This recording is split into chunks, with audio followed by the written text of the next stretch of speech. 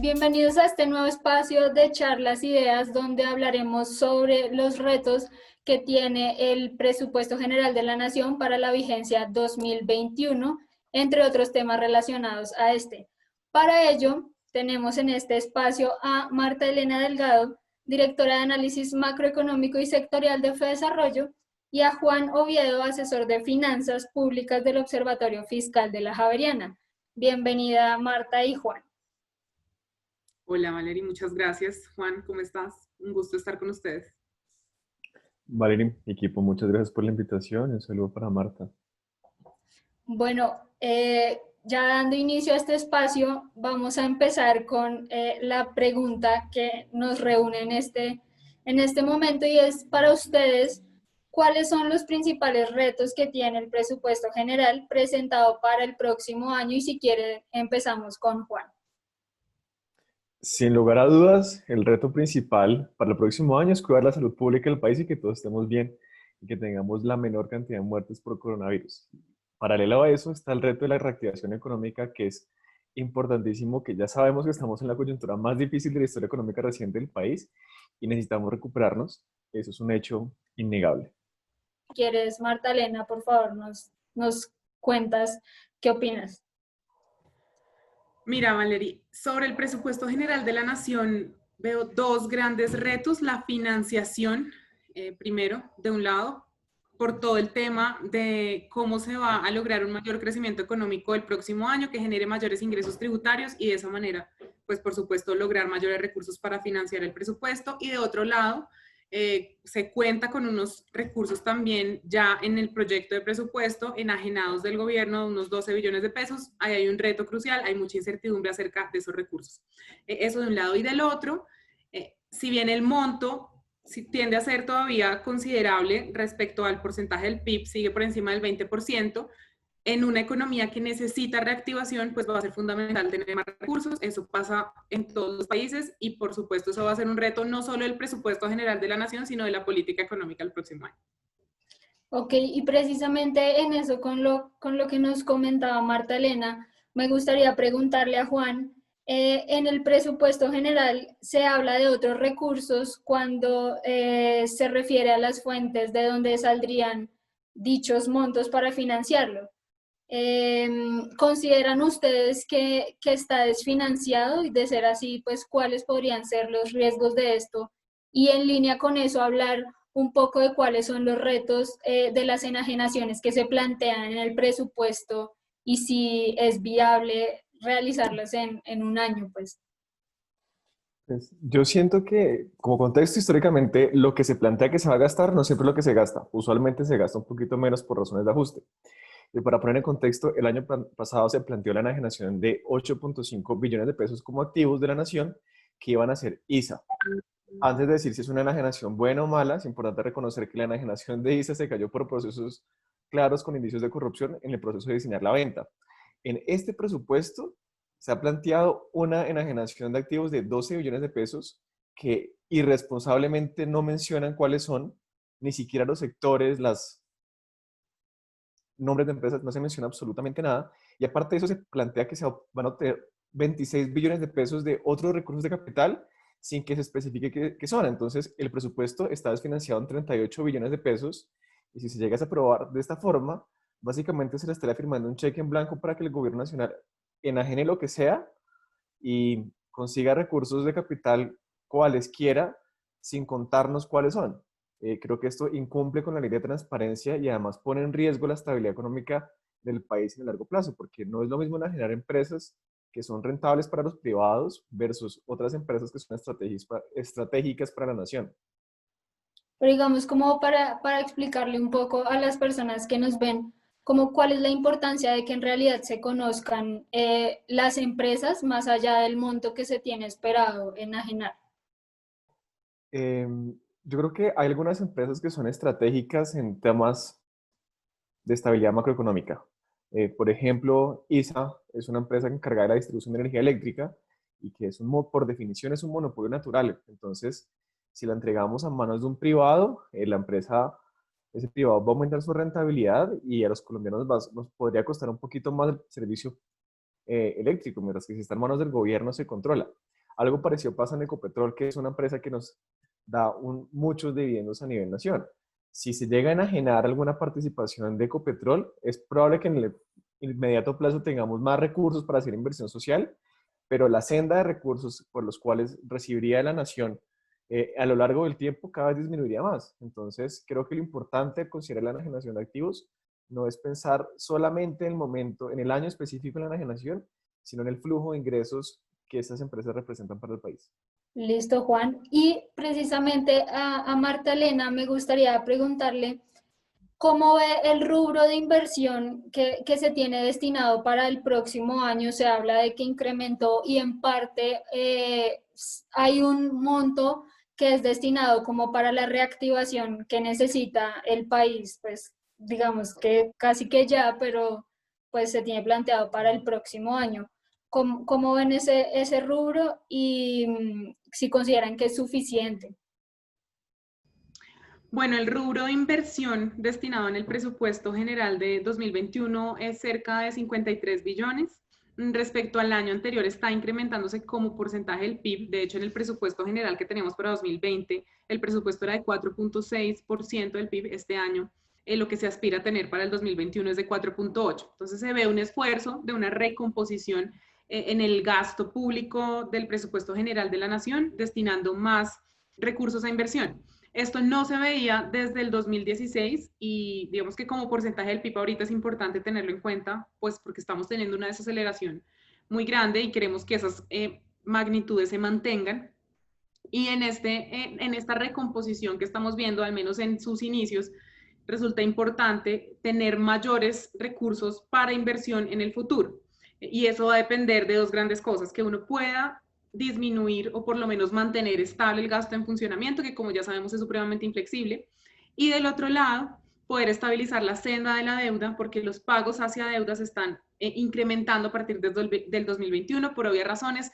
El endeudamiento de Colombia está pasando de cerca de 50% en el 2019 a un estimado del 68%. Se está, digamos, el nivel de deuda que vamos a tener al salir de esta emergencia económica y sanitaria va a ser muy elevado frente a lo que teníamos anteriormente y en ese orden necesitamos crecer más y tener más recursos para que el presupuesto pueda liberar mayores montos para inversión. Ahí también se está incluyendo cerca de 4.6 billones de pesos para la reactivación. Por supuesto que ideal que pudiera ser más y ojalá el próximo año se pueda hacer algo con un mayor monto de recursos para garantizar una reactivación pues, más sólida, no solo en el 2021, sino Muchas gracias, Marta Elena. Y a continuación les quiero hacer una pregunta que va para los dos y es para ustedes, ¿qué creen que haría falta incluir o recortar para que ajusten las cuentas o se haga un mejor presupuesto para el próximo año? Y si quieres comenzamos con Marta Elena. Hay que tener en cuenta que para este año existe una restricción fiscal supremamente grande y que por supuesto el gobierno central está teniendo en cuenta cuando hace la programación de su presupuesto general de la nación. Eso también está, digamos, en línea con lo que se observa en el marco fiscal de mediano plazo, de un déficit que este año es superior al 8% y que si bien el próximo año se recuperaría, pues sabemos que el recaudo tributario y otras fuentes de financiamiento del presupuesto general de la nación para 2021 este año son limitadas. Entonces creo que de ahí tenemos que partir de un ajuste fiscal que se tiene que empezar a dar desde el 2021 ante la escasez de recursos. Nuevamente, como les comentaba, la recomposición viene siendo importante. Lo que seguramente va a llegar nuevamente al Congreso y sería muy deseable es lograr que esos rubros de funcionamiento puedan reducirse para garantizar una mayor inversión social y más en estos tiempos de reactivación. El tema de la deuda sí es más inflexible, pues son obligaciones que ya tenemos y tenemos que pagarlas, pero la negociación, digamos, siempre está en todo el tema del funcionamiento. Y en esto quiero hacer un punto también muy importante y es hacer una evaluación muy crítica de cuál es la eficiencia de ese gasto público. No es solamente a qué le estoy destinando y debería hacerlo también y debería incrementar los rubros a las entidades a las que los hago, ya sea de funcionamiento o de inversión social, sino hacer un análisis crítico de cuál es la eficiencia de ese gasto, en dónde se pueden hacer recortes y en dónde se puede asignar más eficientemente. Listo, Juan, si quieres, coméntanos tu posición al respecto. Yo creo que es necesario, como dice Marta, reducir el funcionamiento a un modelo muy eficiente de gasto, pero creo que antes de funcionamiento deberíamos plantearnos en la transparencia del gasto público en cómo se está asignando. Y creo que esto es una alerta por la cual nos acostumbramos a vivir y normalizamos, pero yo creo que este año deberíamos estar súper alerta como en la forma en la que se maneja la transparencia en el presupuesto. A grandes rasgos, el presupuesto no se presenta en un formato analizable. En este momento no existe un documento en Excel en donde estén todos los rubros asignados a gasto, funcionamiento, inversión y servicio de la deuda históricos durante los últimos años. Si una persona quisiera investigar eso, tendría que hacer miles de códigos de programación para compilar archivos en PDF y en Excel. Ahora, respecto al gasto puntual de algunas entidades, quiero compartir que la proporción entre gastos de funcionamiento e inversión no es heterogénea. Y en ese orden de ideas se pierde mucha información porque solamente aparece como funcionamiento. Voy a contar un caso icónico. En el Ministerio de Trabajo, por ejemplo, para el próximo año, tiene un rubro de funcionamiento de 23 billones de pesos, mientras que solamente de inversión tiene 290.000 millones de pesos. Esto es el 1% del presupuesto del ministerio. Algo parecido pasa con el Ministerio de Salud, donde solamente el 2% de los recursos son de inversión. Y esto es un sinsentido muy grande, porque en funcionamiento se están mezclando gastos recurrentes con, no sé, por ejemplo, las UPC del sistema hospitalario público, el Ministerio de Trabajo, las pensiones de Colpensiones, con pagos de nómina o pagos de arriendos. Entonces, no hay transparencia y no sabemos en qué podemos disminuir el gasto. Quisiera resaltar también que no todas las instituciones son así. Por ejemplo, en el Instituto Colombiano de Bienestar Familiar, más del 90% del rubro asignado es inversión. Es una entidad que se ve a grandes rasgos como eficiente en el manejo de los gastos de funcionamiento y lo mismo con el Departamento de Prosperidad Social, donde más del 90% de los recursos son para inversión. Y para hacer como hincapié en dónde está la falta de transparencia, quiero resaltar que el Ministerio de Hacienda aumentaron los recursos del año anterior a este en más o menos 4 billones de pesos, tanto en funcionamiento como en inversión, y no nos han explicado a los colombianos a qué corresponde esto. En años pasados lo que vimos fue que el Ministerio de Hacienda subía el presupuesto de este ministerio y lo iba bajando sistemáticamente en los datos del Congreso de la República.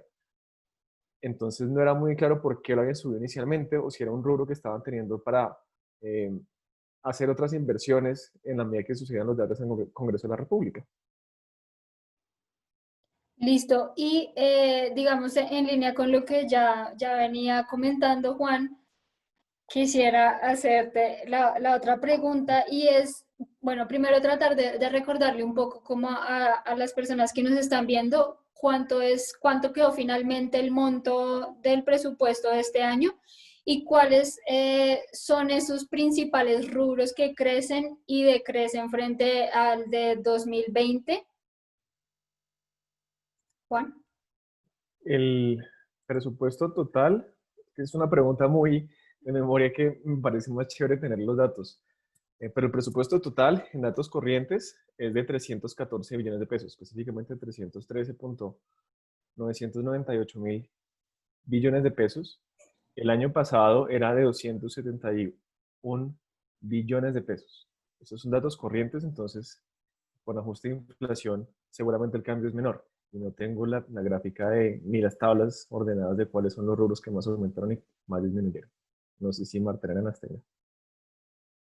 Me las tengo por memoria, o sea, tengo que ordenar. Tranquilo. No, sí, yo sí los tengo. En general, digamos, no por entidad, pero sí por sector. Nuevamente, incrementos corrientes, porque al igual que Juan, pues no los hemos sacado reales y aún creo que pues no valdría mucho la pena hacerlo. No conocemos bien cómo cerrará la inflación.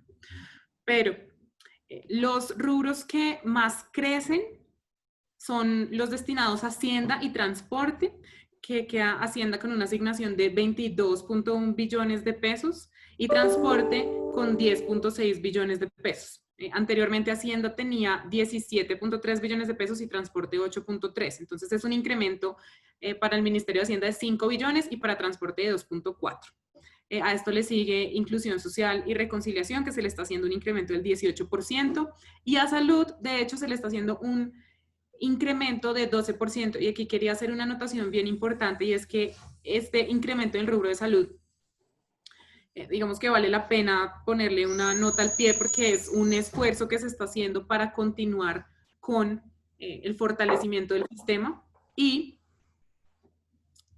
además también quería mencionar algo muy relevante en este presupuesto, y es que se continúa con la mayor asignación para educación. Esto ya viene así desde hace varios años, es una meta puntual del Plan Nacional de Desarrollo 2018-2022 y se cumple pues nuevamente este año con una asignación de 47 billones, seguida de salud y posteriormente defensa y policía. Así que acá creo que también se observa una recomposición en los sectores y sus asignaciones, con un componente muy importante en educación y en salud.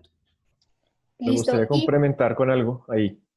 dale, Juan. Me gustaría complementar con que hay una disminución leve en comercio, en el sector de comercio, en la Procuraduría, y hay una disminución de más de 10 puntos porcentuales en temas, en términos reales, calculando la variación real con la inflación proyectada del marco fiscal de mediano plazo en los sectores de agricultura, función pública, cultura, trabajo, ciencia y deporte. Listo. Y esta pregunta va para los dos y va en línea con lo que ya se ha venido diciendo desde que por lo menos se presentó el marco fiscal de mediano plazo, se dio a conocer el proyecto, el presupuesto, y es que en parte una gran parte importante de las fuentes que espera el gobierno para el presupuesto del 2021 es todo el tema relacionado como al recaudo y es pensando también que va a tener un buen comportamiento, que la recuperación va a avanzar de una manera eh, muy buena, en fin. Con base en esto me gustaría preguntarles si ustedes consideran que las cuentas del gobierno en el presupuesto están siendo demasiado optimistas. Entonces, si quieres, Marta Elena, nos cuentas. Bueno, son optimistas desde la medida de crecimiento económico esperado el próximo año, ¿no? Entonces, como ellos esperan un crecimiento del 6.6% en 2021 y también pues un crecimiento este año, un decrecimiento del 5.5%, sus estimaciones son más optimistas que las de FEDesarrollo, por supuesto. Digamos que, bueno, nosotros en FEDesarrollo tenemos un escenario entre una contracción entre el -5 y el -7.9, sesgado hacia la cota inferior, dados los confinamientos que tuvimos en unas ciudades que son muy importantes para el PIB, y también pues porque la reactivación toma tiempo y hemos visto que en varias ciudades pues se ha dificultado por todo el tema de mantener los protocolos seguros y demás. Entonces, por supuesto que esperamos que el recaudo tributario de este año y del próximo sea mucho menor a lo que espera Hacienda, y en este contexto, las cifras de Hacienda para el financiamiento del presupuesto del próximo año son optimistas. También son optimistas cuando hablamos del tema de las enajenaciones, como les comentaba anteriormente, no solo por un poco los temas que contaba Juan acerca de que desconocemos muy bien de dónde vendrían, no sabemos qué empresas son, si de hecho tienen potenciales compradores o no, en realidad no sabemos el plan de enajenaciones cuál es, pero también hay un punto importante que hay que tener en cuenta, y es que el otro año empieza ciclo político, y cuando existe el ciclo político la discusión muchas veces se desgasta y es complicado dar el debate de las enajenaciones, y más por 12 billones de pesos. Entonces lo que ha sucedido en años anteriores es que tal como lo mencionaba Juan, existía también en los proyectos este tema de las enajenaciones y nunca se materializaba porque los ingresos corrientes tributarios y por recursos de capital lograban comenzar esa necesidad de enajenaciones y no había ni siquiera necesidad de llevarlas al Congreso. Ahora, este punto se va a dar este año y el próximo es probable que no, porque es muy probable que esos recursos tributarios que antes eran abundantes y servían para financiar esa parte del presupuesto no existan este año ni el próximo, dado este menor crecimiento económico. Entonces ahí sí va a haber un punto de discusión muy grande, y es, bueno, ¿de dónde vamos a financiar un presupuesto de esa magnitud? Listo, Juan. Y desde tu punto de vista. Yo creo que el gobierno, siguiendo con lo que dice Marta Elena, es muy optimista en términos de la expectativa de crecimiento. Y me gustaría resaltar algo y es que ni siquiera ni el gobierno nacional, ni el desarrollo, ni el observatorio fiscal, ni el mejor técnico es capaz de predecir con exactitud cuánto va a ser la tasa de crecimiento y en ese orden de ideas cuánto va a ser la tasa de recaudo. Estamos en una situación mundial que es completamente incierta y en ese orden de ideas creo que es responsable reconocer la incertidumbre. Eh, Al mismo tiempo, considero que es un poco ambiciosa la meta de recaudo de 12 billones de pesos de enajenación de activos, porque primero estamos en un ciclo político y en segundo lugar teniendo en cuenta la experiencia de la venta de Isagen hace unos años. Esta venta se estructuró en el tiempo y fue mucho más demorada que la especificación de un año. Entonces, creo que dado que no podemos aumentar las fuentes de recaudo ni cumplir las que van a estar estipuladas, lo que vamos a evidenciar es una disminución en la carga de inversión efectivamente ejecutada en el año 2021. Y con esto quisiera cerrar haciendo un llamado al cumplimiento de la regla fiscal, en donde el gobierno nacional eh, considere que los recursos extraordinarios por enajenación de activos y demás rentabilidades y otros recursos de capital no se consideren recursos corrientes, sino que sean recursos extraordinarios que se utilicen para inversiones, para ahorros y demás, pero el principal incentivo económico que debe tener el gobierno para la construcción del presupuesto es el crecimiento económico de la economía y en ese orden de ideas aumentar el nivel de recaudo tributario. Digamos, y ya para cerrar la última pregunta que me gustaría en parte dividirla pues en los dos, es ¿qué tanto consideran que le podrían cambiar o descuadrar las cuentas del presupuesto al gobierno, que exista un rebrote y nos tengamos que volver a encerrar como economía o cómo ven ustedes ese panorama? Si quieres empezamos por Marta Elena.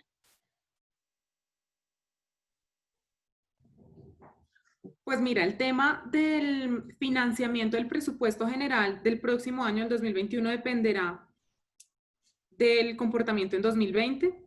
Y en 2020, por supuesto que todavía nos quedan unos meses que tienen mucha incertidumbre. Sin embargo, nosotros continuamos confiando en el rango que tenemos de crecimiento y que no se va a alejar mucho de esos presupuestos que tenemos. Por ende, para la financiación de este presupuesto general, si se está en ese rango, digamos, que tenemos en desarrollo, las preocupaciones serían las mismas que te acabo de contar. Ahora, si llegara a existir de alguna manera alguna nueva emergencia que en estos meses que quedan del 2020 reduzcan dramáticamente o por lo menos aún más el crecimiento económico al cierre del 2020, pues por supuesto que se va a ver afectado el recaudo tributario y por esa vía el financiamiento del proyecto.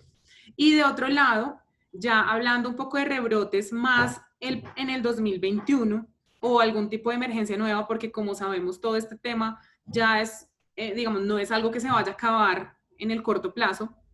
Esto afectaría ya el presupuesto general del 2022, ¿no? Porque hay que tener en cuenta que este presupuesto del 2020 pues, va a estar financiado con la actividad económica y con los recursos que se generen este año. ¿Listo, Juan? Solamente me gustaría adicionar una reflexión sobre la forma en la que se aprueba el presupuesto. Y creo que no es una pregunta técnica de economistas, eh, sino que es una pregunta política de cómo funcionan las relaciones en el Congreso. Y aquí sucede una paradoja muy interesante. Por un lado, en este gobierno nacional se han hundido muchas reformas políticas interesantes, la reforma a la justicia, entre otras, varios proyectos de ley.